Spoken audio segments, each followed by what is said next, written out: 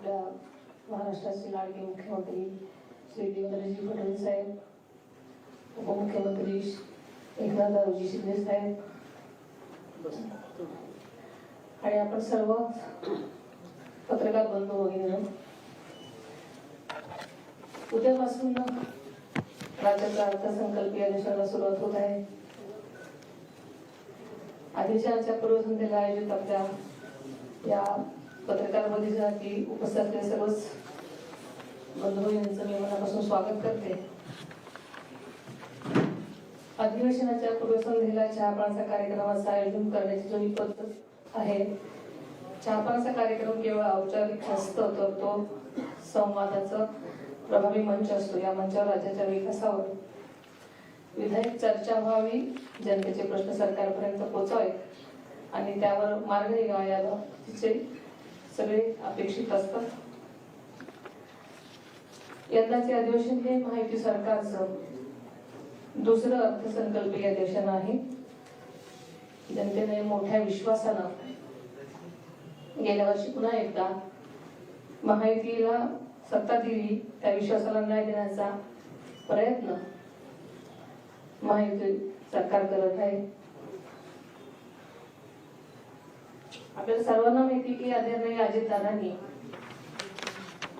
11 वेळा राज्याचा अर्थसंकल्प सादर केला. दिवंगत वानखेडे साहेबांनंतर सर्वाधिक वेळा अर्थसंकल्प सादर करण्याचा मान आदरणीय दादांना मिळाला आहे. आदरणीय दादांनी सन 2011 मध्ये सादर केलेला हा पहिला अर्थसंकल्प हा 1,44,783 कोटी रुपयांचा होता. तर मागच्या वर्षी म्हणजे सन 2025 मध्ये त्यांच्या कारकिर्दीतील शेवटचा अर्थसंकल्प तब्बल 7,20,000 कोटी रुपयांपर्यंत पोहोचला. या अर्थसंकल्पीय आकारमानात झालेली भरीव वाढ ही केवळ आकड्यांची वाढ नाही, तर महाराष्ट्राला सर्वांगीण विकासाकडे नेण्याचं प्रगतीचं द्योतक आहे. आदरणीय दादांच्या पहिल्या अर्थसंकल्पाच्या काळात सुमारे 7,41,694 कोटी असलेला राज्याचा सकल देशांतर्गत उत्पादन GDP सन 2025-26 मध्ये जवळपास 50 लाख कोटी रुपयांपर्यंत पोहोचला होता. मात्र या विकासाच्या वेगात सुद्धा आदरणीय दादांनी राज्याच्या आर्थिक शिस्तीची आणि पारदर्शकतेची कधीही तडजोड केली नाही. विकास आणि शिस्त याचा समतोल राखत महाराष्ट्राला सक्षम आर्थिक दिशा देण्याचं काम त्यांनी केलं. मुख्यमंत्री देवेंद्रजी फडणवीस साहेबांच्या मार्गदर्शनाखाली आणि उपमुख्यमंत्री एकनाथजी शिंदे साहेबांच्या साथीनं आदरणीय दादांच्या अर्थसंकल्पाची जोरदार सुरुवातही झाली होती.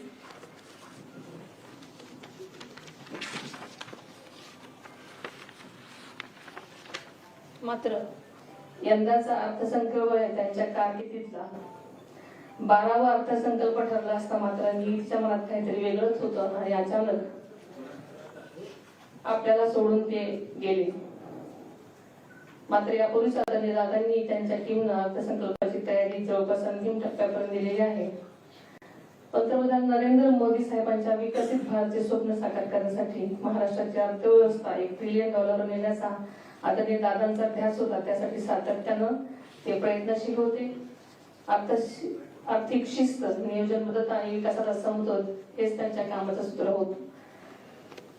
यंदाचा अर्थसंकल्प मुख्यमंत्री महोदय सादर करणार आहेत, ते सुद्धा राज्याच्या विकासावर वाटेवर पुढे नेणारा असेल, त्यांच्या घटकाला न्याय देणारा असेल याबद्दल मला ठाम विश्वास आहे. महायुती सरकार पुन्हा सत्तेत आल्यानंतर लाडकी बहीण योजना बंद होईल अशी टीका झाली. मात्र आदरणीय दादांनी योग्य आर्थिक नियोजन करून या योजनेसाठी निधीची कमतरता कधीही भासू दिली नाही.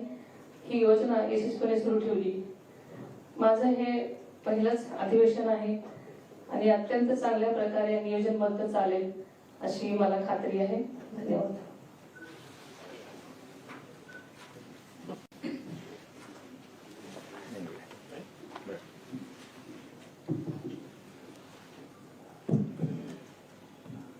सर्व पत्रकार मित्रांचं स्वागत.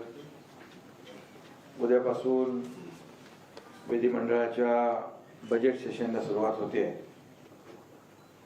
आणि बजेट सेशन म्हटलं की सगळ्यांचं लक्ष अजितदादांकडे लागून राहायचं. कारण बजेट अजितदादा मांडायचे आणि आता सुनेत्राताईंनी सांगितलं 11वं बजेट त्यांनी मांडली. पण आज दुर्दैवाने अजितदादा आपल्यात नाहीत. अजितदादांच्या दुःखाचं सावट या अर्थसंकल्पीय अधिवेशनावर आहेच. आणि दादांना श्रद्धांजली वाहून अधिवेशनाची सुरुवात करण्याची दुर्दैवी वेळ आमच्या सगळ्यांवर आलेली आहे. हे अनपेक्षित आहे आणि अतिशय अनाकलनीय आहे.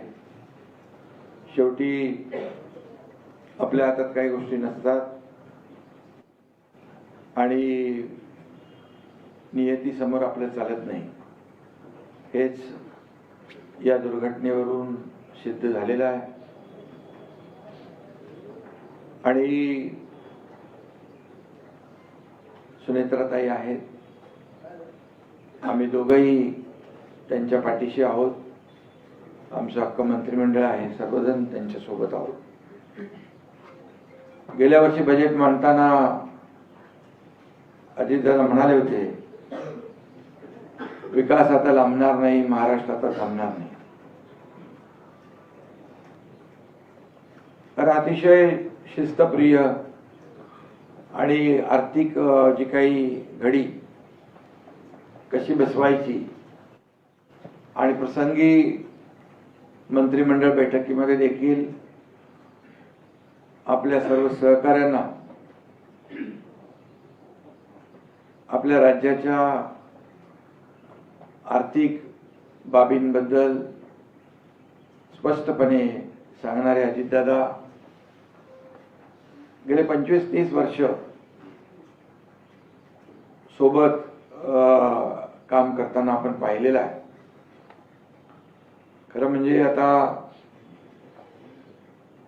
त्यांचं जे काही स्वप्न आहे ते आपण पूर्ण करायचं आहे, महाराष्ट्राला पुढे न्यायचं आहे. आणि यावेळेचं जे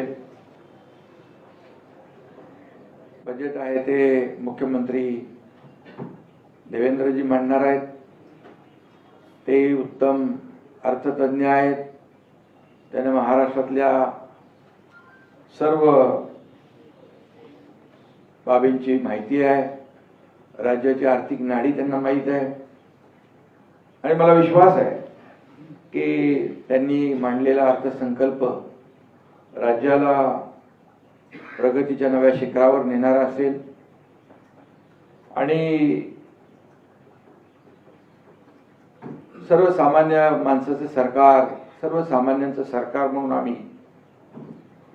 गेले 3.5 वर्ष काम करतोय. मी मुख्यमंत्री असताना 2.5 वर्ष, आता देवेंद्रजींचं 1 वर्ष, असे 3.5 वर्ष हे सर्वसामान्यांचं सरकार म्हणून अनेक योजना आम्ही केल्या.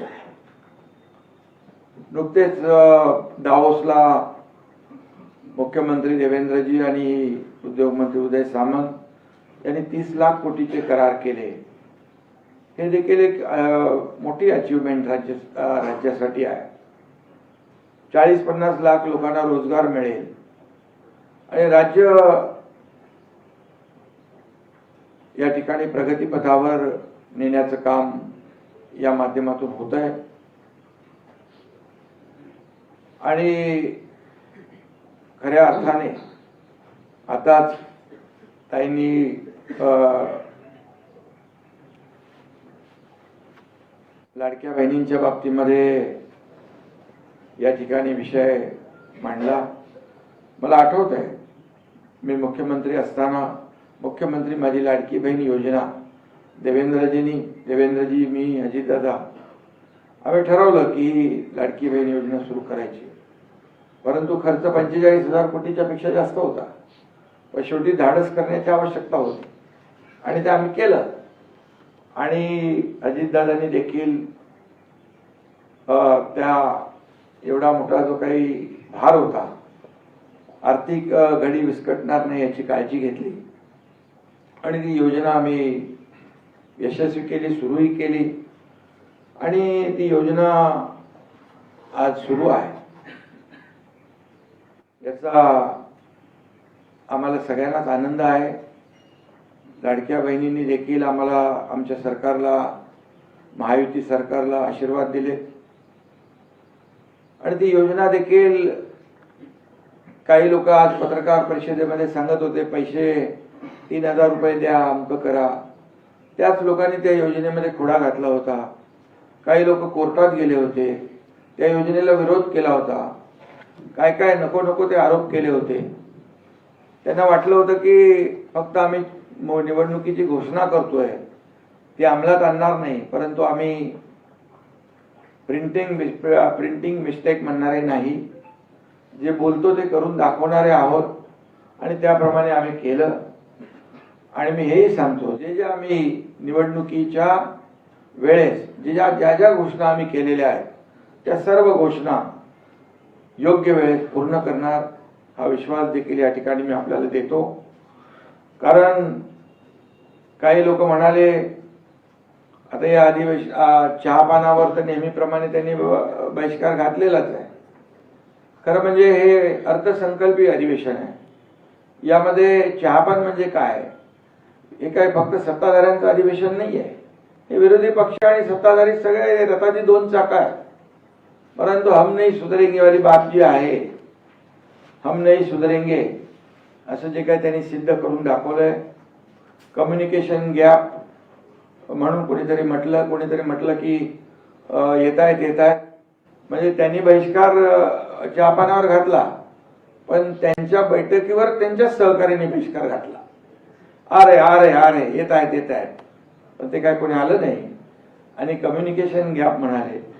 खरं म्हणजे कम्युनिकेशन गॅप म्हणायला कम्युनिकेशन असावं लागतं.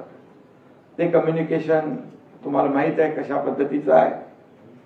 आणि म्हणून मला वाटतं हा राज्यसभेचा इफेक्ट असेल. एक अनार 100 बिमार, काय म्हणतो त्याला, एक बिमार अनार 100 बिमार.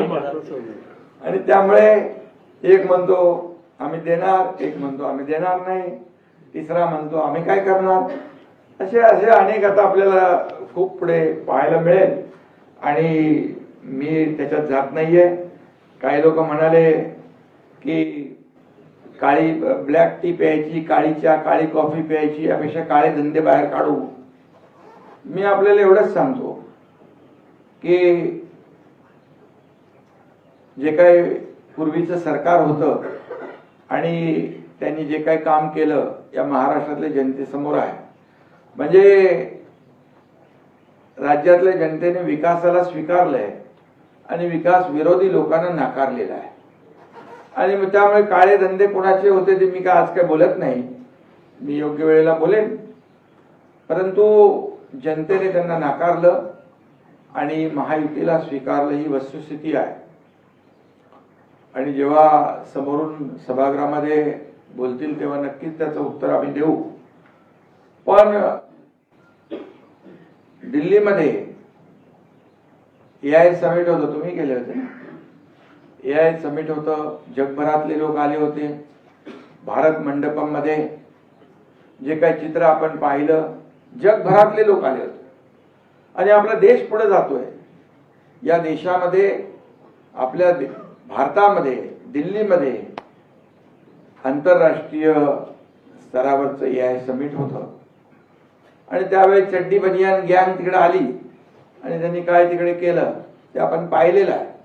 खरं म्हणजे त्यांची तर अब्रू त्यांनी वेशीवर टांगलेलीच आहे. परंतु आपल्या देशाचं देखील अपमान करण्याचा खऱ्या अर्थाने त्या ठिकाणी प्रयत्न केला. हे देशप्रेम आहे. मी काल त्याच्यावर बोललोय. काही देशभक्ती आहे का देशद्रोह आहे का आपल्या देशाची बदनामी करण्यासाठी जगभरातल्या आलेल्या लोकांसमोर हे सगळं घडवून आणायचं, आदरणीय प्रधानमंत्री महोदयांची बदनामी करायची. राहुल गांधी तर देशात पण करतात आणि विदेशात गेल्यावर देखील प्रधानमंत्र्यांची आणि आपल्या देशाची बदनामी करतात. हे कुठला देशप्रेम आहे? हा खरा देशद्रोह आहे. आणि म्हणून आम्हाला अपेक्षित आहे तशा प्रकारचं कृती इथं या अधिवेशनात होऊ नये. पायऱ्यांवर या अधिवेशनामध्ये या, सभागृहामध्ये या. सरकार तुमच्या सगळ्या प्रश्नांची उत्तरं द्यायला तयार आहे. आणि हे अर्थसंकल्पीय अधिवेशन आहे. या अर्थसंकल्पीय अधिवेशनामध्ये सर्वसामान्य लोकांच्यासाठी विरोधी पक्षाने भांडायचं असतं, विरोधी पक्षाने प्रश्न उपस्थित करायचे असतात.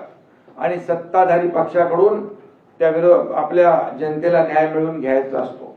आम्हाला अपेक्षित आहे की त्यांच्याकडून अशा प्रकारची कृती होईल आणि भारत मंडपम सारखी कृती आम्हाला अपेक्षित नाही आहे. आणि म्हणून याचा भारत मंडपमचा मी कालही निषेध केला आहे. त्याचा निषेध करावा तेवढा थोडा आहे. आणि देश पुढे जातोय. पुन्हा एकदा मी सांगतो की हे देश पुढे जातोय. आपली अर्थव्यवस्था 11व्यावरून 4थ्यावर आली आहे, 3ऱ्यावर येते आहे आणि महाराष्ट्राचं त्याच्यामध्ये मोठं योगदान आहे. आणि म्हणून महाराष्ट्र पुढे जातोय. 2.5 वर्षाचा माझा कालखंड आपण पाहिलाय. आता देवेंद्रजींचा वर्षभराचा जो कालखंड आहे तो आपण पाहतोय आणि देश प्रगतीपथाकडे चाललेला आहे. हे महाराष्ट्र मोठं राज्य आहे.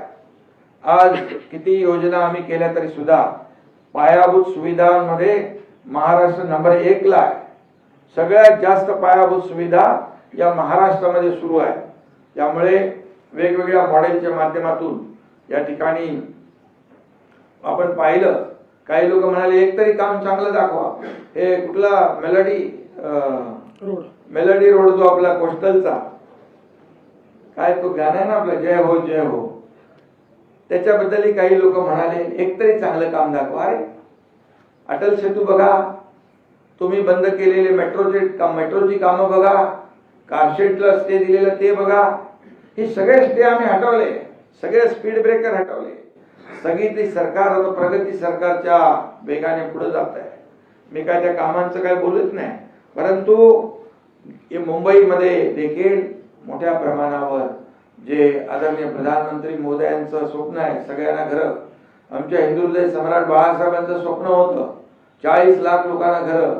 या पुढच्या 5 वर्षात आम्ही 40 लाख घरं या गोरगरिबांना दिल्याशिवाय राहणार नाही. हाऊसिंग पॉलिसी आपण केलेली आहे.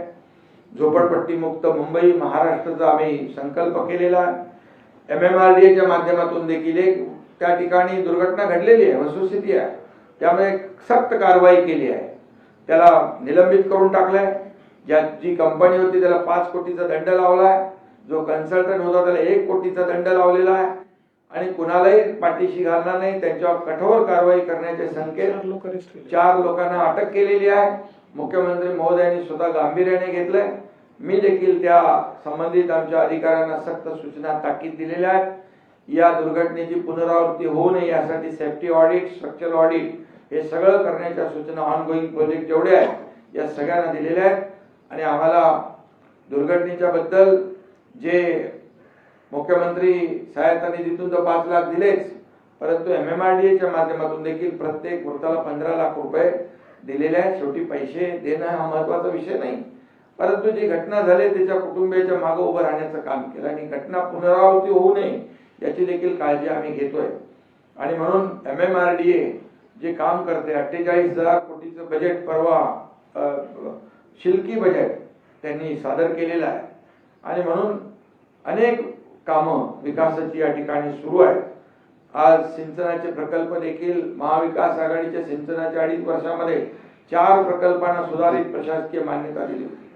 आमच्या महायुती सरकारमध्ये जवळपास 125 प्रकल्पांना सुधारित प्रशासकीय मान्यता. आताच आपण जवळपास कुठलं वैनगंगा नळगंगा प्रकल्पाला मान्यता दिली. 90,000 कोटींना मान्यता दिली, 94,000 कोटींना. आणि मराठवाड्यातला दुष्काळ त्या माध्यमातून दूर होणार, विदर्भाला सिंचनाला पाणी मिळणार. या सगळ्या गोष्टी आम्ही करतोय. आणि एक तरी काम दाखवा म्हणतायत, ही किती कामं दाखवा, वेळ आल्यावर आम्ही दाखवू त्यांना. परंतु एवढंच आहे की हे सरकार जे आहे हे स्थगिती सरकार नाही, हे प्रगती सरकार आहे आणि सर्वसामान्यांचं सरकार आहे. आणि म्हणूनच यामध्ये अनेक निर्णय आम्ही घेतले. गेल्या परवाच्या MMRDAच्या बैठकीमध्ये पाण्याची निकड लक्षात घेऊन 3 धरणांना आम्ही मान्यता, पोशीर, शिलार आणि त्याचबरोबर काळू धरणाला देखील 500 कोटी रुपये इरिगेशनकडे वर्ग केलेले आहेत. मी त्यांना जे मला म्हणजे पत्रकार परिषदेत विचारलं त्यांना थोडक्यात सांगतोय. त्याचबरोबर नवीन आपण वाहतूक कोंडी मुक्त मुंबई त्याच्यावर आपण काम करतोय. मुख्यमंत्री महोदयांनी देखील सूचना दिलेल्या आहेत. आता आपण फक्त जमिनीवरून रिंग रोड तयार करत नाहीये, तर खाली काय पाताळ लोक त्याच्यामध्ये अंडरग्राऊंड टनेलच्या माध्यमातून देखील आम्ही वाहतूक कोंडी दूर करतोय. BKC कुर्ला 70 किलोमीटरचा टनेल मार्ग आपण करतोय. त्याचबरोबर बोरिवली ठाणे टनेल करतोय, मुंबई मुलुंड गोरेगाव टनेल करतोय. ही वाहतूक कोंडी दूर करण्यासाठी देखील पावलं आपण उचलतोय. आणि त्यामुळे पॉट टॅक्सीचं एक नवीन संकल्पना आपण या ठिकाणी करतोय. म्हणून काही केलं, एक तरी काम दाखवा. 1000 कामं आमच्याकडे आहे, योग्य वेळेला आम्ही दाखवू. आणि म्हणून मला एवढंच सांगायचं आहे की आज ज्यांनी काही प्रश्न या ठिकाणी उपस्थित केलेले आहेत त्यांना मी एवढंच सांगू इच्छितो, तुम्ही सभागृहात या आणि या राज्यातल्या सर्वसामान्य जनतेचे प्रश्न मांडा आणि आम्हाला विचारा की आम्ही 3.5 वर्षात काय केलंय आणि तुम्ही 2.5 वर्षामध्ये काय केलंय. भ्रष्टाचार कशाशी खातात ते कोणाला माहित आहे, आपल्याला माहित आहे. आणि म्हणून मला आजच्या या बैठकीमध्ये, आजच्या पत्रकार परिषदेमध्ये सगळं काय बोलायचं नाहीये, परंतु हे सर्वसामान्यांचं सरकार हे सर्वसामान्य लोकांसाठी काम करतंय. शेतकऱ्यांना काय दिलं म्हणाले, शेतकऱ्यांना 32,000 कोटीचं पॅकेज आता आम्ही जाहीर केलं. दिवाळी काळी होऊ देणार नाही आम्ही जाहीर केलं होतं आणि त्याप्रमाणे पैसे त्यांच्या खात्यात जाऊ लागले. आम्ही शेतकऱ्यांसाठी NDRFचे निर्णय बदलले, 2 हेक्टरचे 3 हेक्टर केले. सततच्या पावसाचे पैसे मिळत नव्हते ते आम्ही देऊ केले. आणि म्हणून त्याचबरोबर आताच विजेचं देखील आपण आजच्या कॅबिनेटमध्ये त्याला मान्यता दिली. दिवसा शेतकऱ्यांना वीज देण्याचं देखील निर्णय सरकारने घेतला आणि तो वीज त्यांना मिळू लागलेली. असे अनेक निर्णय सरकारने घेतलेले आहेत. त्यामुळे मला वाटतं की यावेळेचं जे काही बजेट जे आहे हे सर्वसामान्यांसाठी असेल आणि सर्वसामान्य. आणि याबरोबर मुंबईला देखील आपण पाहिलं, आता परवा आपले फ्रान्सचे राष्ट्राध्यक्ष मॅक्रॉन आले होते. प्रधानमंत्री मोदीजी जसं म्हणाले त्यांच्या भाषणात, मुंबईला ग्लोबल फिनटेक हब करायचं आहे, त्याची वाटचाल सुरू झालेली आहे. मग का पोटदुखी एवढी, का पोटसूळ, का मुंबईला जागतिक दर्जाचं शहर करण्यासाठी तुम्ही 25 वर्ष जे घालवले, आज आम्ही 3.5 वर्षामध्ये, किंबहुना देवेंद्रजी जेव्हा मुख्यमंत्री होते त्या काळात सुरू केल्या योजना, यांच्या काळामध्ये बंद पाडल्या. आमचं महायुती सरकार आलं की पुन्हा सुरू केल्या. आणि म्हणून हे सगळं जे आहे विकासाला जनतेने स्वीकारलेलं आहे. आणि जे काळे धंदे बाहेर काढू म्हणणाऱ्यांना लोकांनी घरी बसवलेलं आहे. महाराष्ट्रामध्ये देखील झालेल्या ज्या निवडणुका आहेत, विधानसभेच्या निवडणुकांनंतर या ठिकाणी झालेल्या नगर परिषदेच्या निवडणुका, झालेल्या महापालिकेच्या निवडणुका, झालेल्या जिल्हा परिषदेच्या निवडणुकांमध्ये देखील महायुतीनेच हॅट्रिक केलेली आहे. आणि म्हणून ज्यांनी काळे धंदे केले त्यांना घरी बसवलं. मुंबईकरांनी देखील काम करणाऱ्यांच्या पाठी आशीर्वाद दिले आणि कामाची पोचपावती या ठिकाणी मुंबईकरांनी देखील दिले. आणि म्हणून मुंबईकरांचं देखील मनापासून मी अभिनंदन करतो. झालेल्या AI समिटमध्ये दिल्लीच्या आपल्या रिलायन्स ग्रुपने 10 लाख कोटीचं AI मध्ये जी इन्व्हेस्टमेंट केलेली आहे ती देखील मोठी महत्त्वाची आहे. त्याच्यामुळे देखील सगळ्या देशभरामध्ये रोजगार मिळेल, महाराष्ट्राला त्याचा फायदा होणार आहे. आणि म्हणून उद्योगपतींचं देखील अभिनंदन केलं पाहिजे जे मोठ्या प्रमाणावर गुंतवणूक करतायत. आणि म्हणून मी रिलायन्सचं, अंबानी ग्रुपचं देखील अभिनंदन करतो की अशा लोकांना आपण संरक्षण दिलं पाहिजे. मी आता मागच्या घटनेकडे जात नाही, उद्योगपतींच्या घराच्या खाली काय काय लावत होते, म्हणजे नको ते उद्योग सुरू होते. परंतु आम्ही उद्योगपतींना सुरक्षा देणार, उद्योगपतींना नवीन नवीन उद्योग येण्यास चालना देणार. खरं म्हणजे आपल्याकडे पोटेन्शियल आहे, इन्फ्रास्ट्रक्चर आहे, कनेक्टिव्हिटी आहे, स्किल मॅनपॉवर आहे, सगळं आहे. आणि म्हणून तर 30 लाख कोटींचं आता MOU झाले, आपले करारनामे झाले, मागच्या वेळेस देखील झाले, मी होतो तेव्हाही झाले, देवेंद्रजींच्या काळातही झाले. त्यामुळे उद्योगाला चालना देणारं हे महाराष्ट्र आहे. आणि मग किती सांगणार त्यांना, आणखी मी सांगायला वेळ अपुरा पडेल. आणि म्हणूनच स्वतः आत्मपरीक्षण करावं, आत्मचिंतन करावं. विरोधी पक्षनेता ते काय विरोधी पक्ष सभापती आणि अध्यक्षांचा विषय आहे. लोकांनी तुम्हाला नाकारलं तेवढी संख्याच दिली नाही. आणि म्हणून मी इथे एकच आठवण सांगतो, एक भुजबळ होते, एकच आमदार होते, परंतु सभागृहामध्ये त्यांचा दणदणीत आवाज होता. संख्येला महत्व नाही, पदाला महत्व नाही, स्वतःवर आत्मविश्वास असला पाहिजे. म्हणून रडायची ज्यांना सवय लागलेली आहे ते त्या रडगाणं कायम सुरू असतं. आम्ही त्याच्यामध्ये विरोधी पक्ष नेत्याच्या बाबतीमध्ये देखील त्यांनी काही इथे मुद्दे उपस्थित केले की सत्ताधारी पक्षाने ते अडवले. तो अध्यक्ष आणि सभापतींचा विषय आहे आणि त्यामुळे आम्ही कुठल्याही विरोधी पक्षाचा अपमान करू इच्छित नाही आहे. विरोधी पक्षाला न्याय आम्ही देणार. सभागृहामध्ये त्यांनी भांडावं, प्रश्न उपस्थित करावे आणि सरकार पूर्णपणे सक्षमपणे त्यांच्या प्रत्येक प्रश्नाचं उत्तर या ठिकाणी देईल. आणि आम्हाला एकच आहे की सत्ताधारी आणि विरोधी पक्ष ही रथाची दोन चाकं आहेत, परंतु त्यांना ते मान्यच नाहीये. त्यांना सभागृहामध्ये येण्यापेक्षा पायऱ्यांवर आंदोलन करण्यामध्ये धन्यता मानतात. आणि म्हणूनच माझी त्यांना विनंती आहे की सभागृह हे अर्थसंकल्पीय अधिवेशन आहे आणि हे अर्थसंकल्प मुख्यमंत्री देवेंद्रजी मांडणार आहेत. त्यामुळे तुम्ही या तिकडे आणि लोकांचे प्रश्न मांडा. नक्कीच जनतेला न्याय देण्याचं काम आम्ही सरकार म्हणून करू हा विश्वास या ठिकाणी व्यक्त करतो आणि पुन्हा एकदा आपल्याला मनापासून धन्यवाद देतो. देवेंद्रजींना शुभेच्छा देतो की आपण हा अर्थसंकल्प मांडणार आहात. हा गोरगरिबांसाठी, सर्वसामान्यांसाठी, या महाराष्ट्राला पुढे नेण्यासाठी हा अर्थसंकल्प अतिशय महत्त्वाचा ठरेल हा विश्वास या ठिकाणी व्यक्त करतो. धन्यवाद.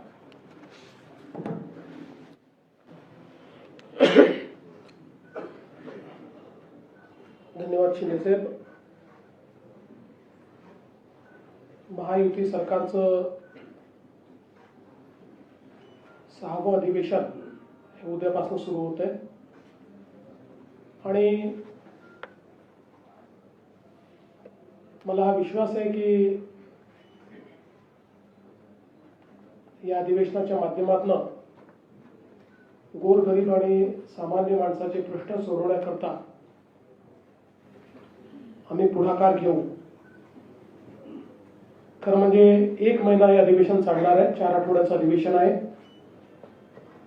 आणि मला याही गोष्टीचा अभिमान आहे की महाराष्ट्र विधानमंडळ एक असं विधानमंडळ आहे की देशामध्ये सर्वाधिक काळ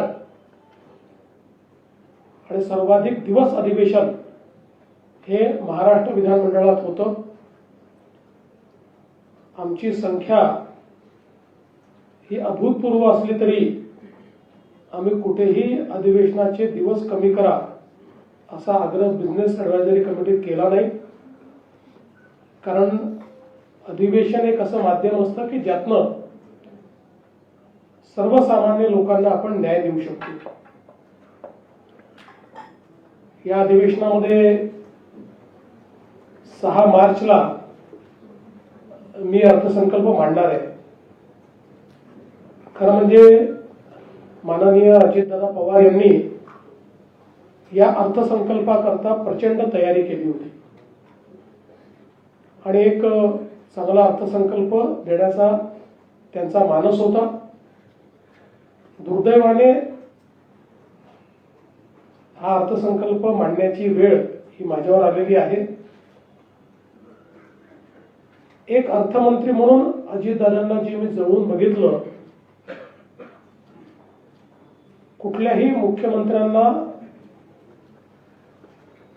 निर्धास्तपणे अर्थ खातं ज्या व्यक्तीला देता येईल असे अजितदादा होते. कारण अर्थव्यवस्थेची शिस्त ही ते सातत्याने पाळायचे. कधीही बेशिस्त कारभार ते चालवून घेत नव्हते आणि म्हणून आम्हाला खरं म्हणजे अर्थमंत्री म्हणून ते असल्यामुळे हे माहिती होतं की कुठे जर आम्ही अधिक लोकप्रिय अशा निर्णयांकडे गेलो आणि ते आर्थिक शिस्तीत बसत नसेल तर दादा आम्हाला स्पष्टपणे सांगतील की हे शक्य होणार नाही, ही आपली आर्थिक परिस्थिती नाही आणि जिथे आवश्यक आहे तिथे मार्ग देखील काढून देतील. अशा पद्धतीचे दादा यावेळेस नाही आहे. पण माननीय सुनेत्रा बहिणी पहिल्यांदाच या अधिवेशनाला समोर जात आहेत. राज्यसभेचा त्यांचा अनुभव आहे, विधानसभेत पहिल्यांदाच विधानमंडळात त्या येत आहेत. पण मला विश्वास आहे की अनेक वर्षाचा जो त्यांचा अनुभव आहे त्यामुळे त्या देखील अतिशय ठामपणे ज्या पद्धतीनं दादा भूमिका मांडायचे तशा पद्धतीनं या अधिवेशनाला सामोऱ्या जातील. खरं तर आपल्याला कल्पना आहे की या अधिवेशनामध्ये आपलं बजेट येत आहे आणि मला सांगताना आनंद वाटतो की नुकतंच केंद्र सरकारचं जे बजेट आलं त्या बजेटमध्ये महाराष्ट्राला मिळणाऱ्या निधीत 20,000 कोटी रुपयाची वाढ झालेली आहे आणि जवळपास टॅक्स डिव्होल्युशन मध्ये आता महाराष्ट्राला 98,306 कोटी रुपये मिळणार आहेत. जी मागणी फायनान्स कमिशन समोर मी शिंदे साहेबांनी आणि अजितदादांनी केली होती ती बहुतांशी त्यांनी मान्य केल्यामुळे महाराष्ट्राला चांगला फायदा या ठिकाणी होतोय आणि म्हणून मी 16व्या वित्त आयोगाचे आणि केंद्र सरकारचे देखील या ठिकाणी आभार मानतो.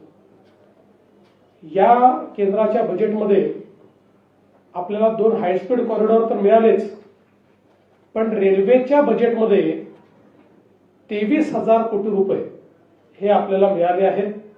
कारण त्यावेळी मी सांगितलं होतं की माझ्याकडे फाईन प्रिंट आलेली नाही आणि म्हणून रेल्वेत किती पैसे मिळालेत मला कल्पना नाही, पण मला अतिशय आनंद आहे. हे का महत्वाचं आहे तर आपण जर युपीएचा काळ बघितला 10 वर्षात 12,000 कोटी रुपये महाराष्ट्राच्या रेल्वेला मिळाले आणि ते दरवर्षी मागच्या वर्षी 22,000 कोटी दिले, यावर्षी 23,000 कोटी दिले. त्यामुळे प्रचंड मोठ्या प्रमाणात केंद्र सरकारच्या माध्यमातून आपल्याला निधी मिळतोय आणि यासोबत अजून वेगवेगळ्या जे काही ग्रोथ हब करता 1,000 कोटी असतील किंवा इतर गोष्टी असतील त्या गोष्टी आता या ठिकाणी मी सांगणार नाही. त्यामुळे एकूणच आपलं जे काही आपला अर्थसंकल्प आहे आपण हा केंद्रीय बजेट नंतर याकरताच घेतो की आपल्याला एकदा अंदाज आला की केंद्र सरकारकडनं किती पैसे मिळणार आहेत तर आपलं बजेट हे बऱ्यापैकी वास्तविक अशा पद्धतीनं होतं तर या सगळ्या गोष्टीचा अंतर्भाव त्या ठिकाणी आपण करणार आहोत.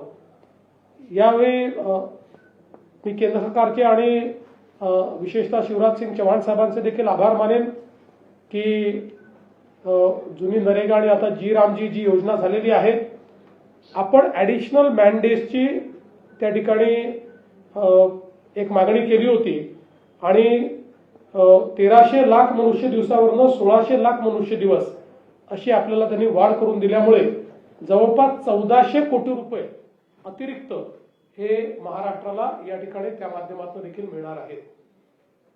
डावोसमध्ये 30 लाख कोटी रुपयाचे करार आपण जे केले त्या संदर्भात बऱ्याच चर्चा झाल्या. निश्चितच तो विषय सभागृहात देखील येईल. त्यावेळी या संदर्भात काय वस्तुस्थिती आहे, जुन्या करारांची काय वस्तुस्थिती आहे या संदर्भातलं सगळं विवेचन आणि अनेकांच्या शंका असतात, काही गैरसमज असतात, त्या शंका आणि गैरसमज देखील दूर करण्याचं काम हे आम्ही करू. इंडिया AI समिटमध्ये महाराष्ट्राने चांगलं पार्टिसिपेशन केलं आणि विशेषतः आज आपण AI फॉर ॲग्रिकल्चर अशी एक आंतरराष्ट्रीय समिट चालू केली. त्याचं सॅटेलाइट सेशन हे महाराष्ट्राला इंडिया AI समिटमध्ये मिळालं होतं. मला सांगताना आनंद वाटतो की स्वर्गीय दादांनी त्यांच्या बजेटमध्ये 500 कोटी रुपयाचं AI मिशन सुरू केलं होतं. त्या मिशनच्या अंतर्गत आपण महाराष्ट्र पहिलं राज्य झालं की ज्यांनी महाविस्तार हा शेतकऱ्यांकरता एक AI ॲप तयार केला आहे. महाविस्तारमध्ये प्रत्येक शेतकऱ्याला त्याचा स्वतःचा एजंट आहे. म्हणजे त्याला वैयक्तिक ज्या गोष्टीची माहिती पाहिजे, वेदरची माहिती पाहिजे, त्याला पीक पद्धतीची माहिती पाहिजे, त्याला पिकाच्या सायकलची माहिती पाहिजे, काय वापरलं पाहिजे, कुठल्या स्टेजला याची माहिती पाहिजे. इथपासनं तर अगदी फोटो काढला की त्या फोटोवरनं तो AI एजंट त्याला सांगणार आहे की त्याच्या पिकाची परिस्थिती काय आहे आणि त्याच्यावर कुठल्या प्रकारची कीड येऊ शकते. इथपर्यंत सगळ्या गोष्टी, मार्केट लिंकेज असेल, वेगवेगळे भाव असतील, एका ॲपवर हे सगळे त्याला मिळणार आहेत. आणि मला सांगताना आनंद वाटतो की महाराष्ट्रातल्या 30 लाख शेतकऱ्यांनी याचा वापर सुरू केलेला आहे. बहुभाषिक अशा प्रकारचं ॲप आहे. ज्याला टायपिंग करता येत नाही तो बोलला तरी त्याला तिकडनं उत्तर मिळणार आहे. त्याने टाईप केलं तर टाईप करून त्याला उत्तर मिळणार आहे. आणि आता वेगवेगळ्या भाषांसोबत पहिल्यांदा आज एक पहिला प्रयोग आपण केला की त्याच्यामध्ये आमच्या आदिवासी भागातली जी भिली भाषा आहे, भिली, या भिली भाषेचं इन्क्लुजन आता आज आपण त्याच्यामध्ये केलं. म्हणजे भिली भाषेतही कुठलाही प्रश्न विचारला शेतीच्या संदर्भात तर रिअल टाइम त्याला त्या ठिकाणी ते उत्तर मिळेल. आणि आता ॲग्रीस्टॅक हा जो काही आपण तयार केलेला आहे त्याच्याशी हे जोडल्यानंतर महाराष्ट्र AIच्या वापरामध्ये, ॲग्रिकल्चरमध्ये, कृषीमध्ये खूप पुढे जाणार आहे. आणि आज वेगवेगळे स्टार्टअप्स हे देखील आपल्या या हा जे प्रदर्शन आपलं आहे त्याच्यामध्ये आलेले आहेत. आणि या AI समिटला जगातलं, देशातलं कुठल्याही राज्याने घेतलेलं पहिलं ॲग्री AI समिट म्हणून केंद्र सरकारने त्याला मान्यता दिलेली आहे. त्यामुळे शेतीच्या क्षेत्रामध्ये मोठ्या प्रमाणात AIचा वापर, आणि तो कशा करता तर AIचा वापर केल्यामुळे उत्पादन खर्च 25% 40% कमी करता येतो. या दृष्टीने हा AIचा वापर त्या ठिकाणी आपण करतो. मला असं वाटतं की एक अत्यंत महत्त्वाचा टप्पा हा महाराष्ट्राने या निमित्ताने गाठलेला आहे. आज खरं म्हणजे विरोधकांचं एक पत्र आम्हाला 6 पानांचं आणि 18 मुद्द्यांचं पत्र मिळालं. आणि आपल्याला माहिती आहे की शरद पवार गटाचे आमदार काही हजर नव्हते, त्यामुळे त्यांनी एका माजी आमदाराची सही त्याच्यावर घेऊन घेतली. त्यामुळे आमदारांसोबत त्या गटाच्या एका माजी आमदाराची सही त्यांनी त्या ठिकाणी घेतली आहे. खरं तर मला असं वाटतं की जागतिक मातृभाषा दिनी आपल्या मातृभाषेच्या इतक्या चुका या पत्रामध्ये आहेत. हे जर त्यांनी आदित्य ठाकरेंना दाखवलं असतं तर आदित्यजींनी कदाचित त्यांच्याकडचे जे एक्सपर्ट्स आहेत, तज्ज्ञ आहेत, त्यांना दाखवून ते सुधारून घेतलं असतं. पण अतिशय म्हणजे चुका दुरुस्त करून करून काट करून असं एक पत्र आम्हाला त्यांनी दिलेलं आहे. आणि त्यामध्ये खरं म्हणजे आपण विचार केला तर आपल्या सगळ्यांचं कॉन्ट्रीब्युशन खूप आहे त्या पत्रामध्ये. ते कसं आहे माहिती आहे, आपण ज्या बातम्या छापता त्याचा पॅराग्राफ उचलून टाकून दिलाय जसाच्या तसा. म्हणजे त्याच्यात त्यांनी स्वतःची भाषा देखील वापरण्याचा प्रयत्न केलेला नाही. त्याच ठिकाणी फक्त शुद्ध लेखन बरोबर आहे, बाकी ठिकाणी प्रॉब्लेम आहे. आणि मला असं वाटतं की या सगळ्या बातम्या टाकून आणि त्यांनी, पण ठीक आहे, मला असं वाटतं की भास्कर जाधव तसे प्रामाणिकपणे बोलतात, त्यामुळे त्यांनी त्यांच्यात काय गॅप आहे वगैरे हे त्या ठिकाणी नेहमीच प्रांजळपणे कबूल करतात, तशी कबूल त्यांनी केली आहे. मुळात एकच गोष्ट सांगतो की सातत्याने जनादेशाचा अपमान करण्याचं काम विरोधी पक्षाच्या वतीनं होतं. सत्ताधाऱ्यांना मस्ती आली आहे, सत्ताधाऱ्यांना मात चढलाय, अशा पद्धतीनं जनादेशाचा अपमान ते करतात. खरं म्हणजे आमचे सगळे सत्तारूढ पक्ष हे विनम्रतेनं जनतेमध्ये जात आहेत आणि जनतेची सेवा करतायत. म्हणून स्थानिक स्वराज्य संस्थांमध्ये अभूतपूर्व अशा प्रकारचा विजय हा आम्हाला जनतेने दिलेला आहे. यातनंही जर हे शिकणार नसतील तर मला असं वाटतं की विरोधी पक्षाचं काय होईल याबद्दल वेगळं काही सांगण्याची आवश्यकता नाही. बरं, यात अनेक गोष्टी अभ्यास न करता मांडायच्या. मुख्यमंत्री सौर ऊर्जा प्रकल्पात 12,000 कोटीचा भ्रष्टाचार. आता याच्यामध्ये मुळामध्ये ज्यांना कामं दिली होती त्यातल्या ज्या लोकांनी कामं वेळेवर केली नाही, पैसे आपले नाही, तेच स्वतः पैसे लावणार आहेत. याच्यामध्ये आपण पैसे देत नाही, ते स्वतः पैसे लावतात आणि काम करतात. त्यांना ज्यांना दिली होती अशी ज्यांनी कामं पूर्ण केली नाही, अर्धवट केली, त्यांची बँक गॅरंटी 40 कोटी रुपयाची ही आपण जप्त केली. त्यामध्ये 5 कंपन्यांची बँक गॅरंटी फेक आहे असं आपल्या लक्षात आलं जप्त करताना. त्यामुळे त्यांच्यावर आपण FIR दाखल केलेला आहे आणि त्यांनी जे काही काम त्या ठिकाणी केलं असेल त्याच्या सहित आता ते काम आपण दुसऱ्याला देऊ. याच्यात 1 पैशाची कुठेही इन्व्हेस्टमेंट राज्य सरकारची नाही. हे सगळे स्वतःचे पैसे लावून काम करणारे लोक आहेत. तथापि त्यांनी खोटी बँक गॅरंटी दिल्यामुळे त्यांच्यावर आपण FIR केलाय.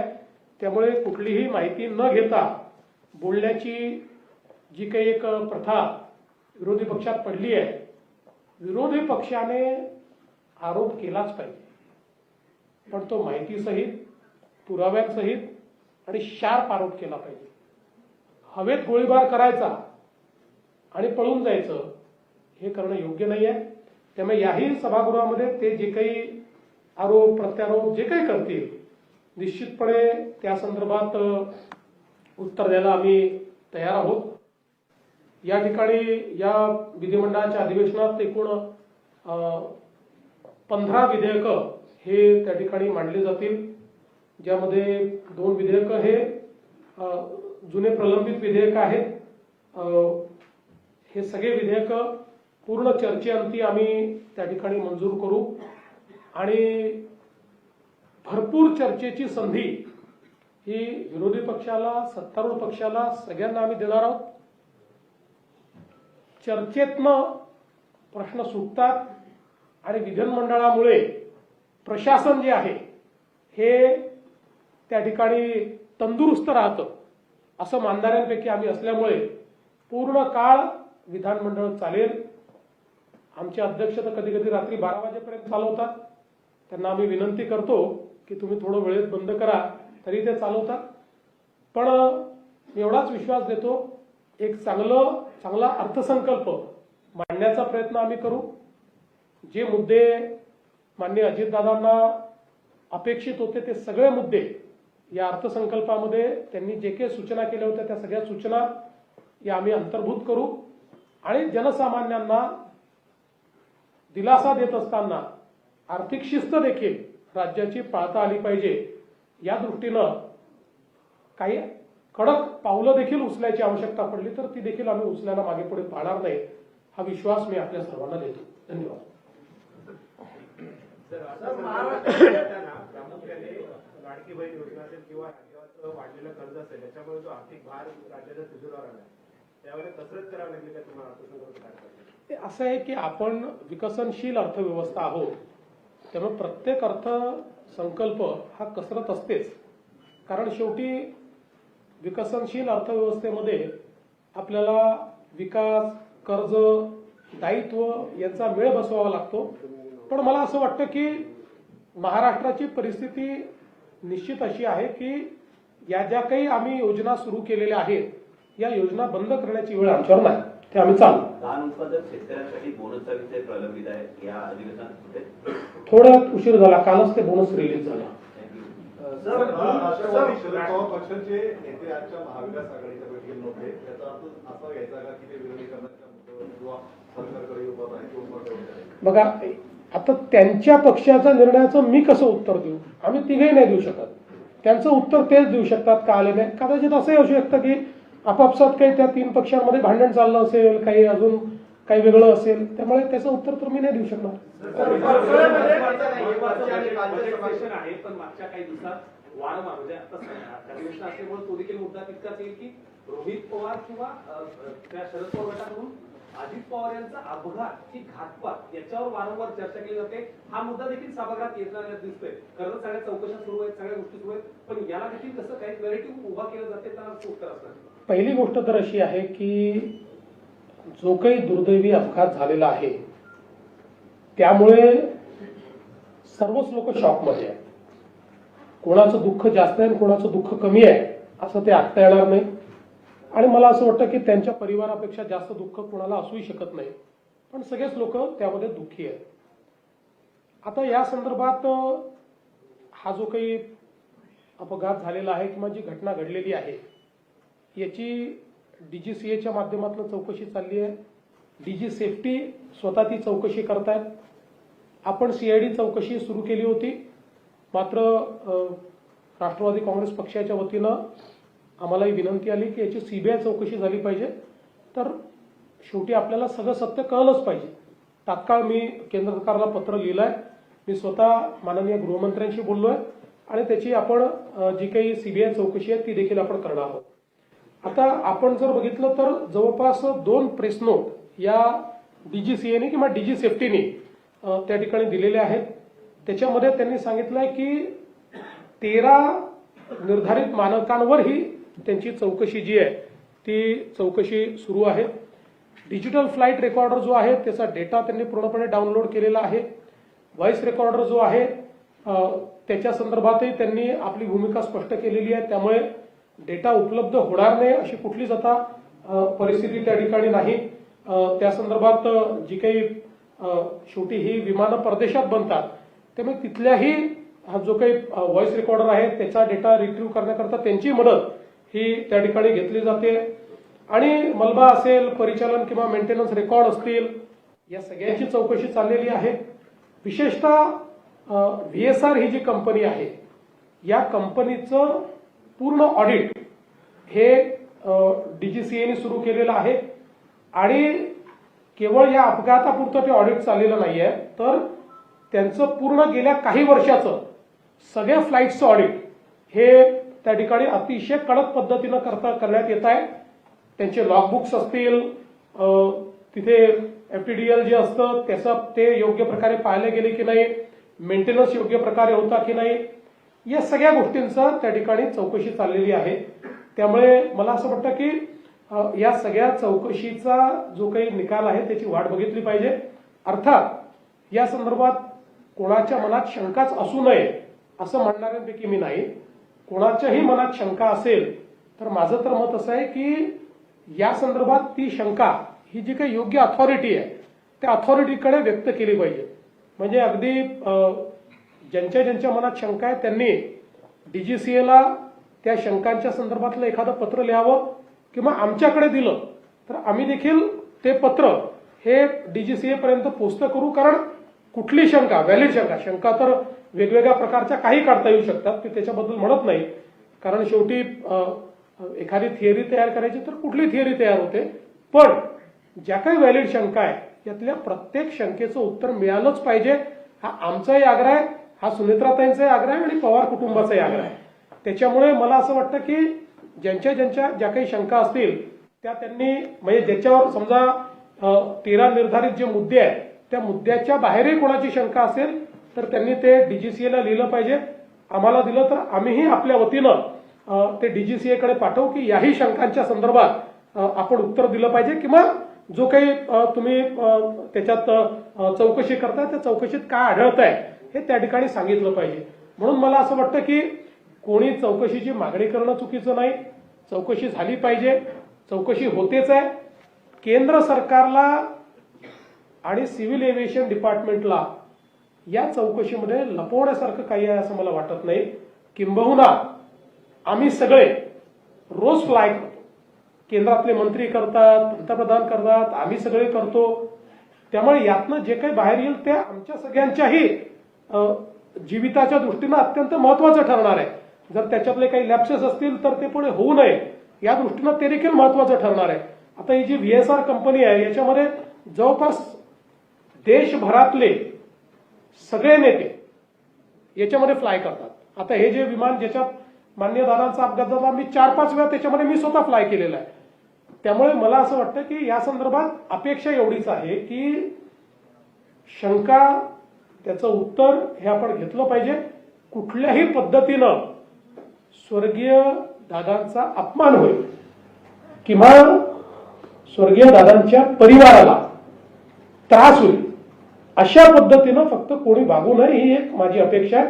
बाकी कुठलेही प्रश्न जे आहेत ते प्रश्न विचारले पाहिजेत आणि ते प्रश्न योग्य ठिकाणी पोहोचले पाहिजे. सत्तेतल्या राष्ट्रवादीला कॉर्नर करण्यासाठी म्हणून देवेंद्र फडणवीस यांनी मंत्रालयामध्ये नरहरी झिरवळ यांच्या केबिनमध्ये अँटी करप्शन ब्युरोची रेड करवली आणि त्यामुळे नरहरी झिरवळांचा राजीनामा घ्या अशी मागणी विरोधकांनी केली. जर एखादी तक्रार मिळाली तर देवेंद्र फडणवीसच्या केबिनमध्ये रेड होईल. त्याचा काही देवेंद्र फडणवीसशी संबंध नसतो, त्याचा काही नरहरी झिरवळशी संबंध नसतो. आपल्याकडे मी अँटी करप्शन ब्युरोला स्पष्ट सूचना दिलेल्या आहेत की तुमच्याकडे ज्या वेळेस एखादी तक्रार येते, कुठल्या लेवलला तक्रार आहे हे बघू नका. त्यांना पूर्णपणे मी स्वातंत्र्य दिलंय की तुम्ही त्या ठिकाणी जाऊन कारवाई करा. त्यामुळे अशा पद्धतीनं जर कोणी मागणी करत असेल तर कारवाई होईलच. उद्या माझ्याही कार्यालयामध्ये जर कोणी एखाद्या व्यक्तीने अशा पद्धतीनं व्यवहार केला तर त्यालाही पकडण्याची मुभा ही मी दिलेली आहे. असा कोणी एखादा कार्यालयात पकडला गेला याचा अर्थ त्या मंत्र्याचा त्याला आशीर्वाद आहे, त्याला वरद हस्त आहे असं समजण्याचं कारण नाहीये. तसे पुरावे अद्याप तरी कुठलेही नाहीये. त्यामुळे मला असं वाटतं की या गोष्टींना जोडणं हे काही योग्य नाही. आणि सगळ्यात महत्वाचं म्हणजे आम्ही तिन्ही पक्ष हे अतिशय समन्वयाने चाललो. त्यामुळे आम्हाला असल्या प्रकारचे धंदे करण्याची आवश्यकताही नाही. नाही तर सीएम साहेब, विरोधी पक्षाचं म्हणणं आहे की मंत्रालयात ही एसीबी कारवाई करतं, तेही मंत्र्यांच्या दालनात करतं, फक्त लिपिकावर कारवाई होते आणि सचिवाला दुसऱ्या खात्यामध्ये पाठवलं जातं. अशा वेळेस मंत्र्याची चौकशी होणार आहे का? समजा मंत्र्याच्या विरुद्ध पुरावा असता, कारण आपल्याला एक कल्पना देऊन देतो, एसीबी ट्रॅप कधी करतं माहितीये, त्याच्याकरता आधी पूर्ण पुरावे तयार होतात, संभाषण तयार होतं, संभाषण टेप होतं किंवा वेगवेगळ्या पद्धतीनं त्यांच्यासोबत कोणीतरी जाऊन काय बोलणं झालंय त्याची नोंद घेतं. या सगळ्या नोंदी असतात. त्या नोंदीमध्ये ज्यांची नावं येतात, ज्यांच्या विरुद्ध पुरावे असतात, ज्यांच्या विरुद्ध थेट पुरावे असतात, त्यांच्यावर कारवाई होते. आणि आता समजा एक लिपिक आहे, त्या लिपिकाने पैसे मागितले आणि त्याला पकडलं, तर त्याच्यावर योग्य प्रकारे सुपरविजन न करणारे जे वरचे अधिकारी असतात त्यांच्यावरही काही ना काही कारवाई होते, म्हणून त्यांची बदली होते.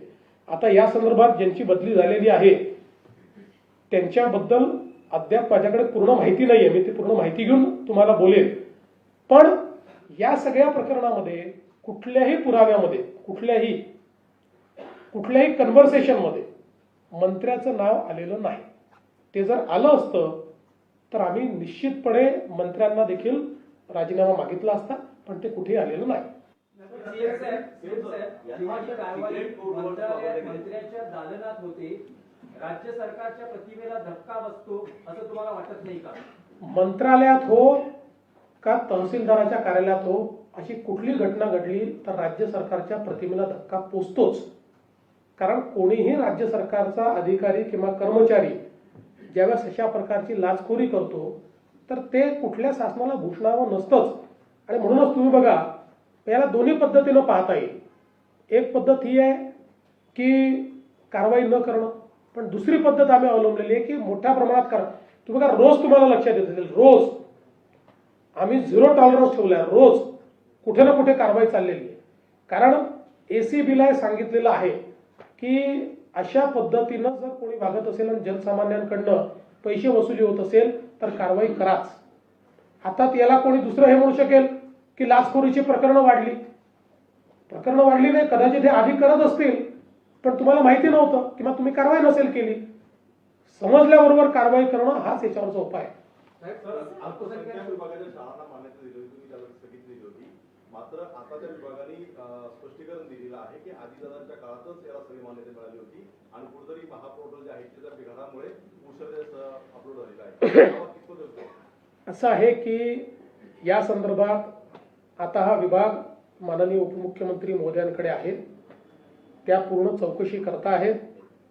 त्यात जे तथ्य असेल ते तथ्य तुमच्यासमोर मांडलं जाईल. मला सुमित्रवाडीचा प्रश्न विचारायचा आहे की आता सीएम साहेबांनी तर खुलासा केलाच आहे या सगळ्या अभ्यास संदर्भात, पण रोहित पवार हे प्रश्न रोज अनेक वेगवेगळे उपस्थित करतात, पण मुंबईत नाही करत, ते दिल्लीतही जाऊन करतायत. तुम्हाला याच्या संदर्भात काय बोलायचं आहे का? कारण की तुमच्याकडनं कुठलीच प्रतिक्रिया येत नाहीये आणि या सगळ्या गोष्टींमध्ये एक मुद्दा उपस्थित राहतो की तुम्ही जी भूमिका मांडली, म्हणजे जय पवारांचा आम्ही इन्स्टावर भूमिका मांडली बघितली, पण या रोहित पवार जे रोज मुद्दे मांडतात ते तरी मान्य आहे का? मग काय नेमकं काय?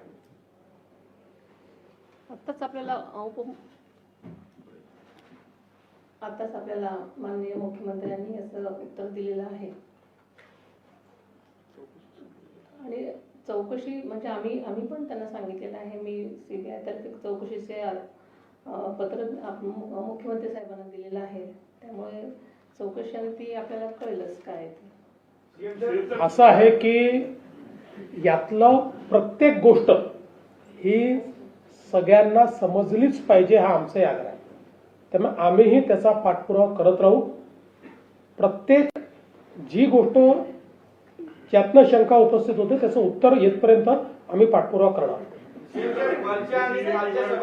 विरोधी पक्ष नेता नाहीये, त्यामुळे चौकशी करतात की टेक्निकल मुद्द्यांवर असेल, या ज्या सगळ्या शंका आणि हे जर प्रश्न उपस्थित केले जातात त्याचा जो शोध आहे त्याची जी प्रोब आहे ती सीआयडी करेल, सीबीआय करेल. सीबीआय पण सगळ्या गोष्टींचा करेल आणि डीजीसीए करते म्हणजे त्याच्यामध्ये लॉगबुक पाहिलं जातं, पायलट्स एलिजिबल होते की नाही पाहिलं जातं, पायलटच्या टेस्ट झाल्या होत्या की नाही पाहिलं जातं, इंजिनचा मेंटेनन्स झाला होता की नाही पाहिलं जातं.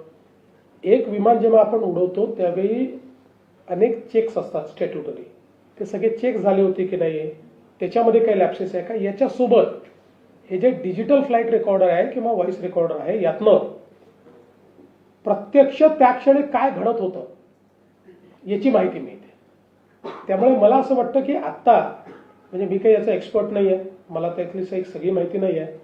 आत्ता याच्यावर स्पेक्युलेशन करण्यापेक्षा एकदा पूर्ण चौकशी होऊन मला असं वाटतं की त्यांची नेहमीची पद्धत असते, पहिले प्रिलिमिनरी रिपोर्ट देतात आणि मग फायनल रिपोर्ट देतात, तर त्याची वाट आपण बघितली पाहिजे.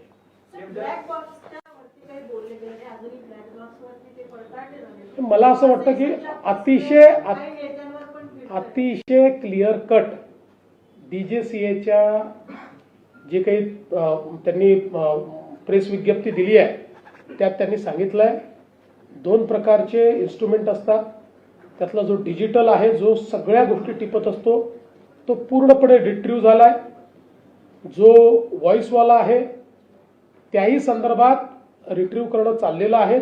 तो जास्त ओव्हरहीट झाला होता म्हणून जे परदेशातले म्हणजे कंपनीचे लोक आहेत त्यांची मदत घेऊन तो रिट्रीव्ह करणं चाललेलं आहे. अगदी क्लिअर त्यांनी सांगितलेलं आहे. कंपनीचे जे विमान आहेत ना, परदेशात त्यांना बॅन आहे, महाराष्ट्रात कशी विमानं असं आहे की रोज कोणीतरी काहीतरी सांगत असतं. VSR कंपनीची विमानं नाहीत, म्हणजे काही त्यांची असतील. VSR हे एजंट आहेत, हे कंपनी चालवतात. वेगवेगळे लोक, काही त्यांची स्वतःची विमानं आहेत त्यांनी खरेदी केलेले, वेगवेगळे लोक विमानं खरेदी करतात.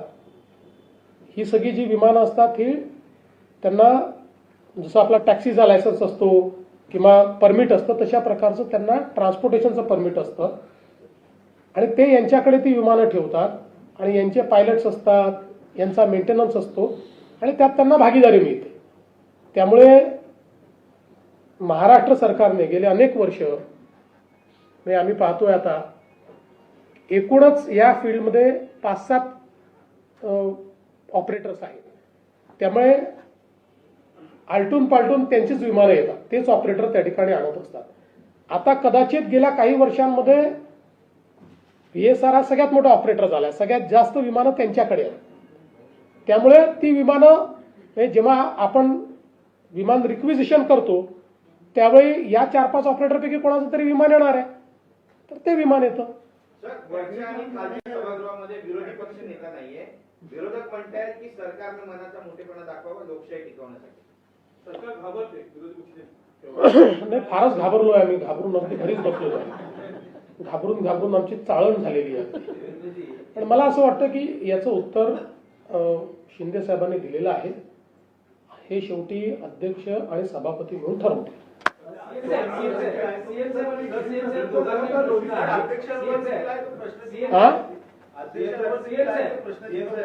अध्यक्षांवर कुठलंही प्रश्नचिन्ह नाही. रोज उठून काहीतरी आरोप लावायचे ही जी काही सवय आहे ही योग्य नाही आहे. त्याचं योग्य उत्तर मिळेल. कांग्रेस ने जो किया एआई समिट में उसको आप कैसे देखते हैं? आज प्रधानमंत्री भी बहुत देखिए, मुझे ऐसा लगता है कि बीजेपी को विरोध करते करते कांग्रेस देश को विरोध करने लगी है. ये जो एआई समिट है ये भारत की एआई समिट थी और दुनिया भर के प्रधानमंत्री, राष्ट्रपति, head of the states, ministers पहली बार इतने बड़े पैमाने पर भारत में एआई समिट में आए थे. ग्लोबल साउथ की एआई लीडरशिप ये भारत को मिल रही है. और सबसे बड़ी बात, 1 साल पहले दुनिया के एक्सपर्ट कहते थे कि भारत को लार्ज लैंग्वेज मॉडल एलएलएम तैयार करने के लिए बहुत साल लगेंगे. 2 एलएलएम हमने डेमोन्स्ट्रेट कर दिए. तो इतना जब आर्टिफिशियल इंटेलिजेंस का भारत को उसकी अगुवाई मिल रही है, ऐसे समय वहां पर जाना, और शिंदे साहब ने बहुत सही शब्द का इस्तेमाल किया, चड्डी बनियन गैंग, उन्होंने वहां पर जाकर इस प्रकार से भारत का नाम खराब करना. देखिए, कहीं ना कहीं मुझे ऐसा लगता है कि मैं हमेशा मानता था कि ह्यूमन इंटेलिजेंस और आर्टिफिशियल इंटेलिजेंस ये 2 अलग चीजें हैं और हमारे एफिशिएंसी को एनहांस करने के लिए आर्टिफिशियल इंटेलिजेंस की आवश्यकता है. लेकिन अब मुझे लगता है कि कांग्रेस का ह्यूमन इंटेलिजेंस पूरा समाप्त हो गया है. उनको सबसे ज्यादा आर्टिफिशियल इंटेलिजेंस की आवश्यकता है ताकि कुछ सोच कांग्रेस पार्टी को मिले और वो भारत बीजेपी को जरूर विरोध करे, एनडीए को विरोध करे, लेकिन भारत को विरोध करने की जो उन्होंने अभी ये नई परिपाटी शुरू की है ये बिल्कुल उन्होंने समाप्त करनी चाहिए. देश के सभी लोगों ने इसकी बहुत निंदा की है.